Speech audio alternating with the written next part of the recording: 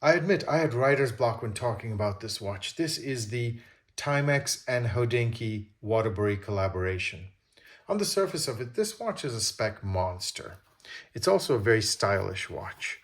This watch is 40 millimeters, case dimensions of 46 millimeters, features a Miyota 8 series movement, has good lume, it goes up to 100 meters of water resistance, and it's got a very nice dial with the 3, 6, and 9 o'clock markers very well positioned. It's got the Flieger style inverted triangle at the top and a very subtly textured black dial and the words Hodinkee written on almost black on black.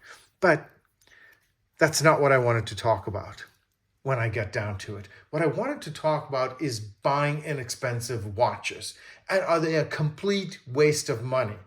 Now, I define an inexpensive watch, and everyone's got their own price points, as something that's $500 and below. It's something more of an impulse purchase that you would make. And here's my point about it.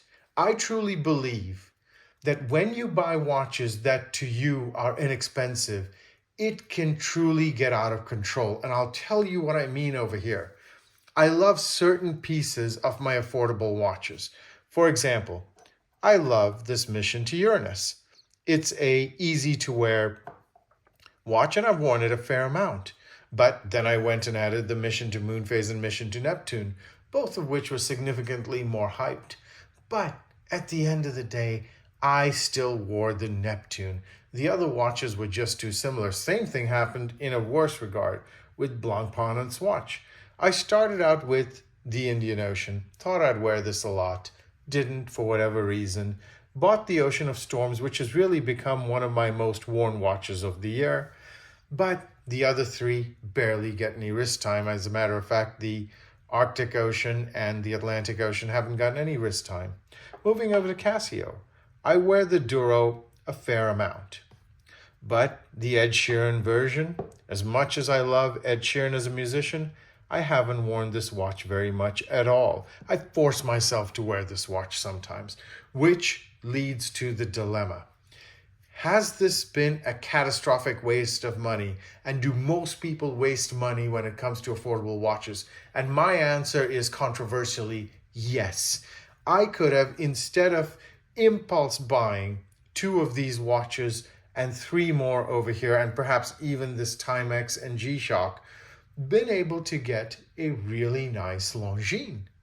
Or maybe something like that that I could have gotten more use from. Yet, I went down this rabbit hole of going, oh, I see this in the store, let me just pick it up without thinking about how it fits in the collection. And I'm not talking price point necessarily here, but I am talking about how you can get down a rabbit hole of hoarding watches you will never wear based on the fact that they're impulse buys. It releases that dopamine in your system that makes you feel good. Ah, I got another watch. What I would recommend to anyone thinking of buying affordable watches, and once again, affordable is different things to a lot of people. Some people may think a $10,000 watch is affordable. Some people may think a $25 watch is affordable. That's not my point. My point is, look at the amount of money I have wasted on 6 watches over here that I really don't wear.